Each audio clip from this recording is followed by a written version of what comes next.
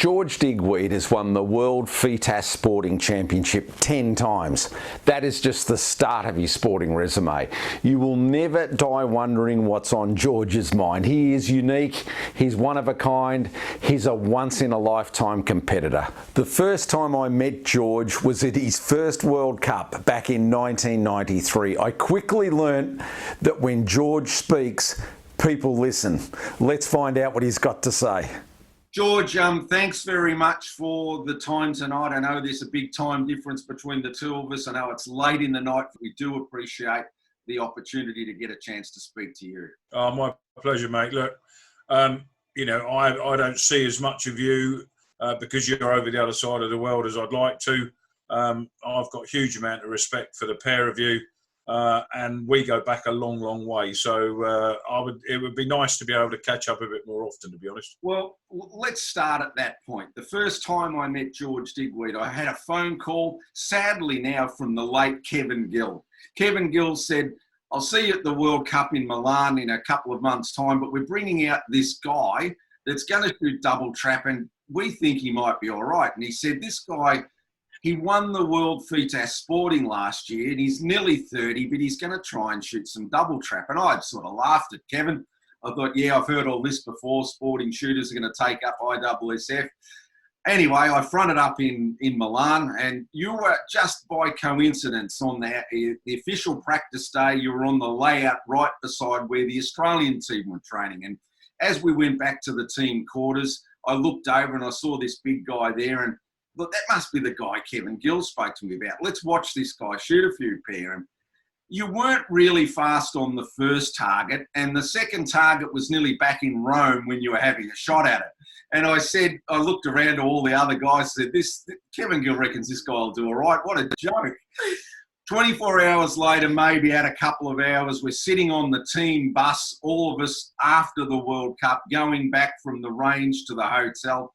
And sadly for the Australian team, the British team was staying at the same hotel. We get in the bus, and the guy sitting in front of me on the bus is holding the World Cup, and he's just shot a world record. He's beaten Lance Bate. I finished about 9th or 10th. And boy, we never got a word in because you told us how it was. And and that's when I first met you. You'd won a World Cup at your first effort in a completely different discipline that you were accomplished at. But you were nearly 30, George. You know, the long point to this story, are you sad that it took so long to try ISSF? 30's old before you start. I didn't realise probably the importance that ISSF carries at certain points in everybody's life. Because it only comes round in a TV view once every 4 years, it doesn't carry the importance over here that sporting does when you're in the limelight 24/7, 365 days a year. Or that's how it seemed. Bearing in mind, you've got to remember that in those days, Russell, as you well know, there were no mobile phones, as in picture phones. You could make, obviously, mobile calls and that sort of thing, but social media wasn't in any way near where it is now. You relied on the magazines to do the work. And, you know, magazines didn't really focus on ISSF over here because nobody was good enough to compete at it. You know, a lot of it was army based, and when you know we looked at it, state funded, army based, fully professional people, and at the end of the day I was still working in the butcher shop trying to earn a living to get established, and I never saw that ISSF was going to be that route. When I packed up at the shop and sort of seen that Richard had, so I believe Richard went to 92, didn't he? Is it 92? Richard started probably a year later, but you probably spurred him on to start. Richard probably looked at your success and thought, God, if that old guy can do it, I can do it too. Thanks for that, George. Well, yeah, let's not go there. I was personally looked at, having shot in 91, what was then the British record and still is the British record for skeet. Everybody said to me, well, you should shoot skeet. You looked at the scores that were being shot all around the world. I mean, when you've got Zhang Chang shot 200 straight in the women's event, and I'm thinking, hang on a minute, I don't really need to travel all around the world to be beaten by a woman. So, I'm sitting there thinking, why would I want to go and do an Olympic discipline when I've just travelled to America, won the World FITASC. I won the 93 World FITASC in Portugal just before the event. And I thought to myself, I'm going out battling against state-sponsored and, army-sponsored shooters that are just devotees of this. I've watched how you guys trained, how you practiced, the dedication you put into it. And I wasn't sure that was for me. And in hindsight, probably the worst thing that happened was winning that World Cup event and setting a world record, because I immediately thought I'd arrived. And as soon as you think that, your history. That's what we all thought on the bus on the way home, George, because you told us you'd arrived. In fact, that bus trip was an hour, but it felt like as long as the flight from London to Sydney. I bet Mr. Cunningham thought it was a long old trip. Well, yeah, enlightened to everybody on that. David Cunningham, one of the skeet shooters on the bus, mentioned to you that you would be a one-hit wonder. You'll never do any good. And your famous line to him in front of the whole bus was, Cunningham, if you even dream about that, you need to wake up and apologise to me. And that's still one of the great lines. So anyway, my biggest regret probably is not shooting Olympic trap. And I think my ability as a shot would have been more suited to Olympic trap. But also because I'm quite a gregarious person and I'm always thinking of a wind-up and having the crack and everything else, as you all know, double trap is quite a long time, and you're the master at it, so why I'm telling you, I've no idea. But you know that when you're going through it and you've got the chimp sitting on your shoulder and he's turning around and saying, I've shot this pair of double trap targets 1,000, 10,000, 100,000 times, but you want to be careful because you might miss this pair. You then go and your timing goes and you do miss it. I felt that I shot. There was a few also. There was a couple of little niggling things that happened. I won the World Cup event with a Parazzi that I'd won, and then Beretta saw that, and I was sponsored by Beretta for Sporting, but I'd shot the Parazzi at ISSF because that was part of the contract. They immediately closed that loophole, and I started shooting a Beretta at double trap. And I never really, in those initial years when I needed to be there, I never really found something that I could shoot as well as I shot the Parazzi. I'm really, really pleased that part of my life was trying to compete in a double trap environment or an ISSF environment.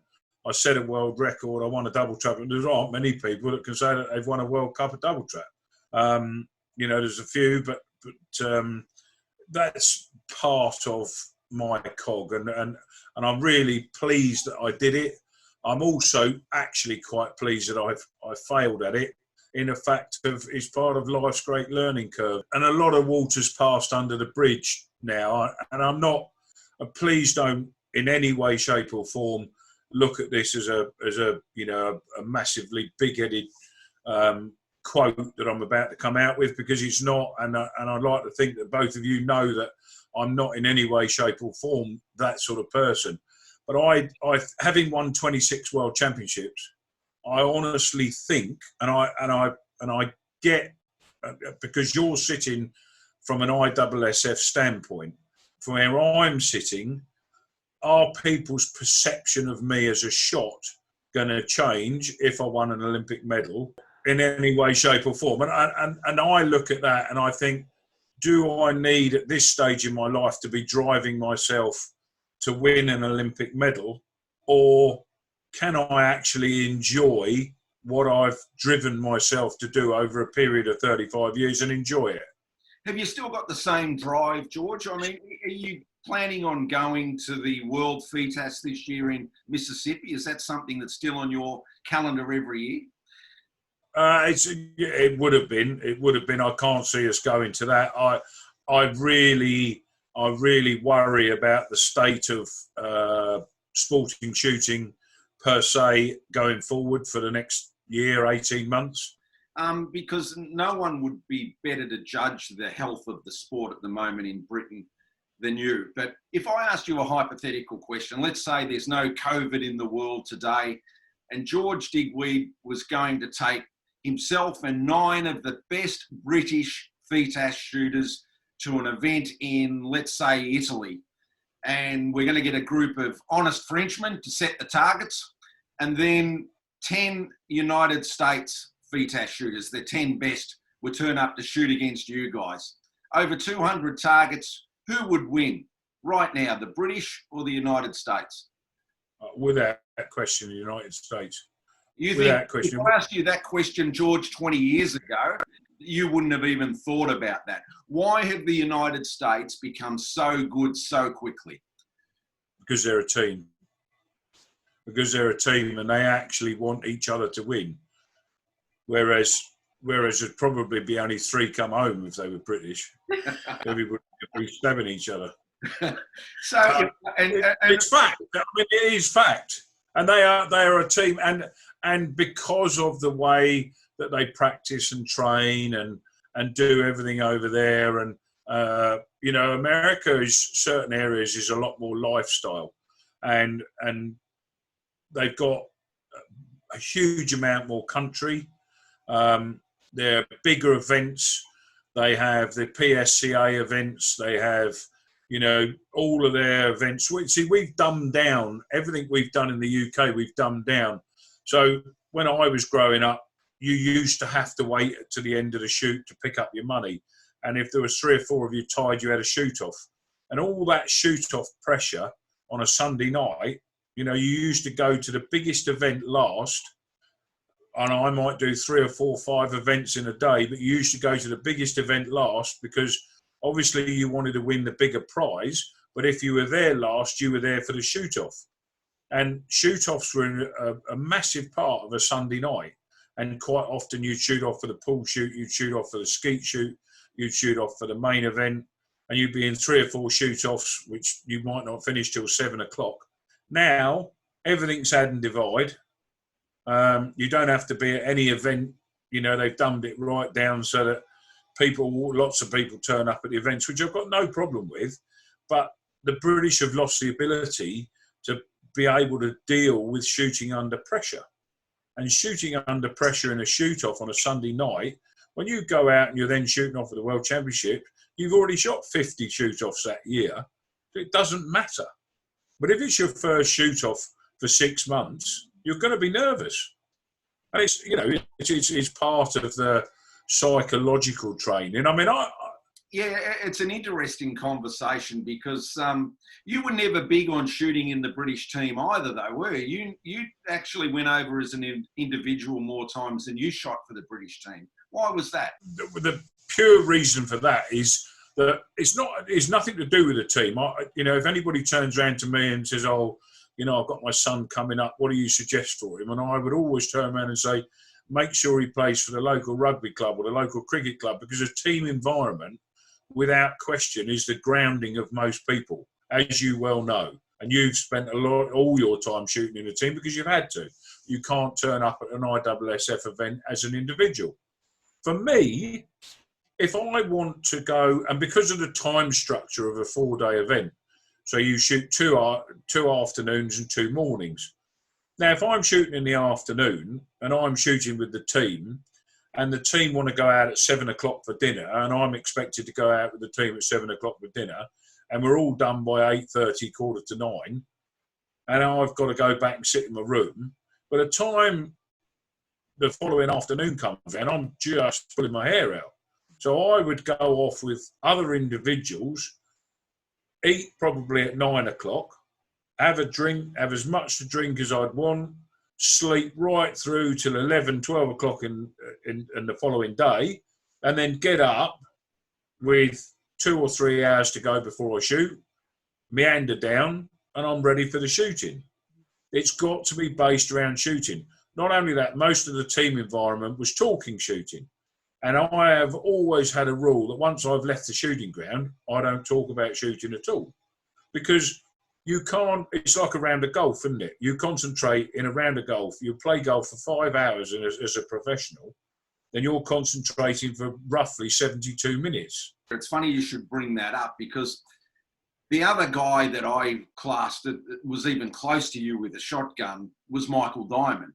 Michael Diamond, in my opinion, was our best ever ISSF shooter. And I roomed with the guy for 20 years. And one thing I've often said is that in all the times I roomed with Michael, when we went back to the room, I can never remember him once bringing up shooting, ever. He'd talk about boats or cars or women or wine, but shooting was never on the list. And it's funny that you've just brought the same thing up. So there must be a reason that when you leave the range, you've left the range. You don't actually, that's your relaxation time. In a team environment in ISSF, it's very hard to do that, because everyone around that table is talking about how tomorrow morning they've got the squad, they're looking into the sun, and how the right-hander off trap 5 is illegal and how can anyone hit it? And it becomes a negative world. And that's probably what you've been able to avoid. I think probably there was a little bit of, I analysed, and that's why I'm so, grateful that I had the opportunity to do the ISSF stuff, because I saw the professionalism that you guys put into ISSF and took it with me into sporting, which made a hell of a difference. And that's why Richard has been so successful within, our world, because his dedication to double trap allowed him the dedication to put into sporting, and he continues to be as successful, to now, and will go on to be as successful going on. But it's that dedication and it's that attention to detail that ISSF gives you that brings you into our world in a state that is probably leading ahead of most other people. So just out of curiosity then, you touched on the importance of the way that the Americans train. And of course, now we're going on to explain the importance of competition. In your opinion, is the best training competition, or do you also need to be heading out to the range and training targets? I think there's probably an element of training targets when you're beginning, but you can only train targets if your technique is sound. What are you training? If your technique is not sound, what are you training? And I'm a massive believer that there's no point in practicing targets coming up to an event. I've never practiced at all. The only thing I will do is I will shoot a little bit of skeet early season, skeet and a little bit of trap just to get my timing. And then once I've done that, I can't practice. If I go to my local club and practice sporting, I'm not practicing the targets that I'm going to see in a competition. So it's a two-way sword. I'm either practicing it thinking I'm shooting brilliantly, and when I get to the competition, I'm not shooting those sort of targets. I start missing some and I deteriorate. Or I actually shoot the club targets bad, go to the shoot and think, well, I'm not shooting well enough to win this anyway. So I just can't see that there's any point in going out doing it. I just turn up at the event, and you've got to be confident in your ability, confident in your technique. And when you go out and shoot, have the confidence to think any target they throw me, I'm going to kill it. As far as the technique goes, what do you think is the number one thing, or the thing that you think would be integral in getting your technique right? Keeping your head still and your feet in the right place. Most targets are missed by 2 feet, and it's not the 2 feet out on the range, it's the 2 feet underneath you. Any good sportsman in whatever sport they play, you look at Federer, you look at the top golfers, you look at the top cricketers, Steve Smith's technique is horrendous. But the one thing he does do is he moves his feet and he keeps his head still. And if you do that, whatever you're doing, you'll get by. Roger Federer keeps his head still. And all of those top top sportsmen. And the one other thing that I think makes you a winner, and I'd love to know what Russell's is like, but it's eyesight. And eyesight, my eyes have always been, I'm very lucky, I've always had great eyesight, and I believe that having good eyesight allows you to take more pictures than the next person. And if you're taking more pictures in your eyesight of the object you're shooting at, then everything appears slower because you've got a better video cast in your brain of what you're actually trying to do. And that's why the best at every sport always appear to have time. Also sure that Russell has very good eyesight because he nitpicks me all day long. So I've got to say that sitting next to him, he must have had some good eyesight. All right, let's change the direction of this. This is the only negative question I'm going to ask you, but it is an important question. And you've been able to experience ISSF and you've been able to shoot some of the British domestic disciplines at world-class level. But in sporting, the one criticism, George, I hear from everybody is the amount of cheating that goes on behind the scenes. What can sporting do to overcome this problem? And it's not a problem just in Britain or in the United States. We have it here in Australia. It's the one constant thing that people talk negatively. Is there something that we can do to make the sport fairer? Look, it's without question, it's a worldwide phenomenon in our sport. I think because of the wild nature and the natural nature of the sport, it allows certain individuals to interpret the rules in their own way. It's not something that I'm very proud of. And I think having seen the way the ISSF deal with their professionalism, it's something that could be looked at from our side. I'm a massive believer in, and I've always said it I've been saying it for 10 years. I think that we should use a centre punch format on a card. I think our scorecard should go, and it should be a long ticker tape. And each referee has a centre punch, and you turn up on the stand, he signs your name off on the stand, you shoot your targets, and for every target you miss, he punches a hole in your ticker tape. Why hasn't someone gone on board with that idea? Look, I don't know. I've been punting it around for a long time. No one seems to have taken it up. But all they've got to do then is when you get back, they count up the holes in your ticker tape, and that's your score minus the amount of targets you shot. There's no change in the scorecards. All of this, scribbling out a zero and putting in a kill. If you've got a hole in there, you're going to have a job filling it in. So, that to me is a far more professional way of doing it. The scorers have to be completely professional, and if we have to pay more to do that, then so be it. They should be professionally trained, although everybody will say that they are. But there's certain areas of the world where perhaps they're not of the right age, and they can be bribed and or bullied, and it only once, some of the best shooters only need one target. That's the worst thing. So, they can do whatever they want, and they might only finish up claiming one target or badgering one target or changing one target, and that's good enough to win a world championship. So it's a situation that plagues the sport. However, there are situations where people are trying to clear it up, and I hope that we finish up with a record like yours before we're done.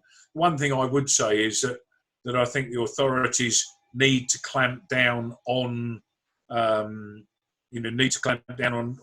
people that have actually been caught. Minimum 5-year bans to lifetime bans for reoffending should come into place, because at the moment it seems in certain areas that you can offend and maybe get away with it. So what message does that send to young up and coming shooters and what message does it send to shooters all around the world? The mid-1980s, the ISSF decided they needed to spruce up their sport a little bit, and at their major world championships and Olympic games, they introduced a final system. Now, the World FITASC Championship is still 200 targets straight. Nobody goes into a final. If you hit the most, you win. Do you think FITASC, and I would consider the World FITASC as still the event that any sporting shooter would love to win the most, and you've won it 10 times. Would you like to see a final system in place in that event? And if so, would you like to see what the ISSF have done and have everybody go back to zero and then start from scratch in a final to make it more interesting for TV viewers? Is that something that you would ever contemplate? No, definitely not. I mean, the reason they've had to do that in your sport is because it's boring. There's no other way. There's no other way of putting it. I mean, we shoot in a sport that is absolutely fantastic, and part of the sport is wondering whether or not you're going to get, as you alluded to earlier, the right weather conditions on the right part of the day. Having then given your all for 4 days and got to the end of the competition, to have all your targets taken away from you and say, right, we're now going to have a 25-bird final, where they can't film it anyway because the distances are too great and the angles are too obscure. There is no television. If there was television involved, I'd be the first person putting my hand up. But they cannot film it. Well, George, I'll make sure I pass on to the ISSF TV guy how boring the sport is. I'll make sure it gets that. Now, the year I was asked to write a book about who my best shooters of all time were was 2014, and I named you as number one. The following year, 2015, as a 51-year-old, you won the World FITASC, the World English, and the World Compact. So well done for at least proving that I was right in picking the right person. But what still motivated you at 51 to go and win those 3 events? Because you've really got nothing to prove. I think that's the reason. I think you just said it there. I think if everybody went out with the thought in their mind that they've got nothing to prove, then all the pressure goes, doesn't it? I think I'm right to say you've won the World FITASC with 3 different brands of guns. Berettas, Caymans and Parazzis. You did turn up at ISSF at one stage in 2003 with a 34-inch barrel, which I thought was quite amazing. So you've seen obviously a lot of the ATA shooters use the 34-inch barrels, but you thought it was just too long? For longer targets and stuff that you need to be steady on, I think that it's absolutely the gun of all guns. But the problem is the ability to move it at the same speed that we want to move a gun in a short distance. And I would go out on a sporting shoot and everything at 50, 60, 70 yards, quartering, crossing, you know, stuff that you need to be steady on, it just absolutely disintegrates it. However, the short stuff that are all around your ears that you want to kill, and just make sure your card is made up with those. As you know, you fill your card in with all of the regulatory stuff and build your card with the longer stuff. I was missing odd 1s and 2s all the time. What chokes do you recommend for the average everyday sporting clay shooter? If you shoot modified choke, there isn't a target in a world championship setting or a club shoot you can't break. Also vary your cartridges. So a longer target, I would put in a 6.5 because it's got a bigger pellet, bigger striking energy to be able to break the target. Cartridges, modern cartridges now have improved so much more than when we started shooting, that you're able to get whatever pattern you want out of the same choke at whatever distance you want by just altering your cartridges. What about steel shot? Look, I think that there's a huge amount of work been done recently by FITASC and ISSF. You know, your president, Vladimir Leesin, has done a huge amount of research into the lead shot issue. And from what I'm led to believe, the research has come out very positive towards lead shot. Really? So do you think in your lifetime that in Britain you'll ever be forced to shoot a competition with steel shot? What we do need to do is we do need to allow the cartridge companies time for proper R&D, because at the moment everything's being chucked up in the air and they're trying to catch every ball that comes down. Well, you have to make a few mistakes to get the right mix. Most of the guns that we're using nowadays are not steel proofed, so everything has to be shot with a plastic wad. Well, they're all banging on about plastic at the moment, so where do you go with that? But hopefully the powers that be will see the actual research and development that's been done on the lead studies and hopefully act accordingly. Let's take us back just a little bit, just to talk about the gun setup a little bit more. I'm just curious, what point of impact or sight picture do you see down your gun? What does that mean? So do you see like an 80-20, a 60-40? I mean, are the bead, do you have a center bead on your gun, for example? No, I wouldn't have a clue. You don't have a clue. I literally work on the principle that if I mount my gun and I put a pound coin at where the action and the barrels meet, I can look over the top of the pound coin and look right into the bottom of the foresight on the end. And that is my setup. Have you ever put it on a pattern board, George? Have you ever pattern tested your gun? Never, ever. Even at the Parazzi factory, you've never done it there? Well, they did it, but I was looking the other way because I didn't really want to know. So, like I mean, I'm assuming over the time you fluctuated in weight, maybe, for example, when you change. Yeah, it's gone up. It's gone up regularly. Thanks for pointing that out, even from Australia. That's why I'm pointing it out from here, because I know I'm far enough away you can't get me. But I'm just curious, have you changed your gun over the time? Do you have an adjustable comb on your gun, and do you fiddle it at all? Not at all. And this is coming back to the technique issue that we were talking about earlier, is that if you look at any picture of me shooting, an actual picture of me shooting rather than a posed picture with me standing there with the gun, or it's an actual action shot or a video of me shooting, I really do push the gun in here hard. Mm-hmm. Now, in my view, whether you lose weight on the face or you gain weight on the face, if you're pushing the gun into the same place every time and hard into the same place every time, because that, whether you put on any weight, that bit doesn't vary. So in my view, that is part of your technique. Your gun mount is a massive part of your technique in the way that you push it into your face.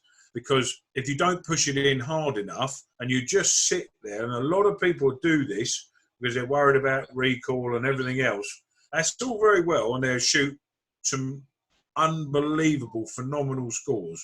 But I will sit there and I'll watch them all come through the ranks, and when they're sitting there shooting big scores with their gun just in here, I think not a chance. Sorry, the reason being is that when they get to a world championship or European championship and they come to that last day and they're under pressure, everything gets a little bit tighter and they push their gun into their head a little bit more because they're, nervous and they want to compete, and they push that gun in there a little bit more, and all of a sudden their sight picture's changed by about half an inch. So what I'm basically hearing from this is you like to get it in hard. Well, it's an old Australian. No, let's not go there. Let's not go there. I could go there. Oh, my God. George, I apologise for her up front. In February 2016, the four most stupid people in Britain decided they'd do a home invasion on the world's greatest shotgun shooter. Not to make light of this, obviously it's a very sensitive issue, and I can't believe they picked on your house to do it. But what effect did that home invasion? I know you got assaulted pretty hard, and Kate obviously went through an ordeal, but what effect did that have on you personally? It's had a massive effect. It's changed my life, changed our lives forever. I mean, there's until you've been through something like that, you cannot begin to imagine how it affects you. And without question, I haven't been the same person since. I think probably because I've been trying to prove to everybody that I can, at the end of 15, I'd had my best year ever. And then all of a sudden, I now have to prove to people that even after that, and me being hit over the head with a 4.5 pound club hammer and being split from ear to ear, I can go out and still, win championships. Your traumatic injury from the beating you take and everything else, do I want to stay in the house? Your home is your castle. Kate wanted to stay. I wasn't that bothered about staying, and I'm really pleased that, if Kate wanted to stay, I was always going to stay to help her with that. She wanted to be a decision, and I'm really pleased I made that decision because now, got confidence back at home. I mean, security's been upped immensely, and but even so, you still come back. I would go rabbit shooting or fox shooting on the shoot at the end of the drive, and I'd get my phone out and I'd look at all the cameras at home, knowing that Kate was asleep in bed, but I had to come in at 1 o'clock, 2 o'clock in the morning, coming back from fox shooting, and I'd sit at the end of the drive, look at my phone, check all the cameras to make sure that there was no one in the drive waiting for me to come in, and those sort of things. And should you really have to do that in your own home? Probably not. I'm not sure that people know that the same gang, the next job they did, they murdered someone in virtually the next village to us. So, that could have been either Kate or myself, and that probably, sticks just a little bit more. The scars, you might have one on your head, but I was obviously concerned what's going on inside your head about that. So really, thanks for sharing that. And I don't want to dwell on it too much, but it was very terrifying to read about it. George, just going back to the start of your career, you were brought up at a time where the British were just dominating FITASC. You had guys like John Bidwell, Duncan Lawton, Mickey Rouse, AJ Smith. Is there memories of those guys or the fact that they were around you? Did that help shape who you are, to have that type of person that you had to be? Without any shadow of a doubt. And look, take you for an example, and I'm going to use you because it's relative. You and Michael together shaped Australian ISSF shooting, and you dominated at an Olympic level and then became national heroes because of that. And now look at Australian shooting because they're looking up to what you've done over the last 20 or 30 years. And that is, without question, why Australian shooting in ISSF is so strong as it is. And for me, we dominated for a period of time. As I said, there was no social media.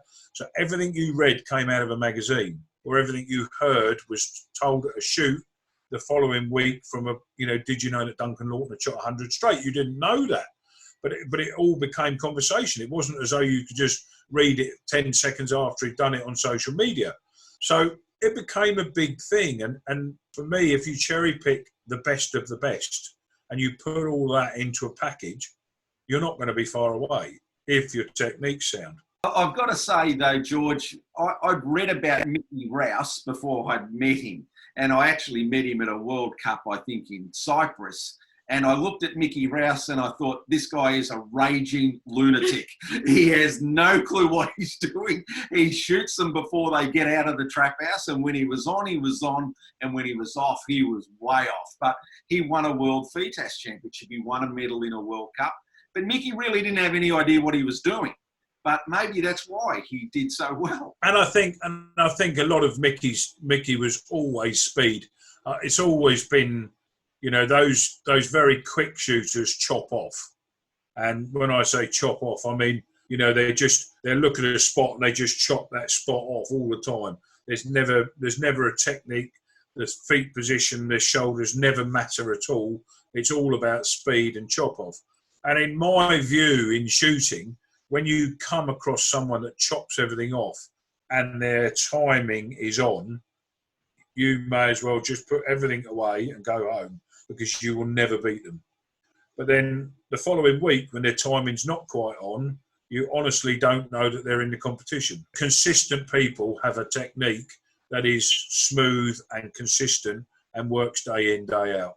George, I don't want to keep you all night, but one question I want to ask before we wind this up is, with all the world titles that you've won, and they've been vast, but the one that interests me the most, and I think you won it twice, the Americans stupidly put up a heap of money to an all-round world championship. I forget what the exact name was, but you must have been grateful they did that, because within a couple of years they stopped doing it, because they found out very quickly you were just using it to enhance your superannuation fund.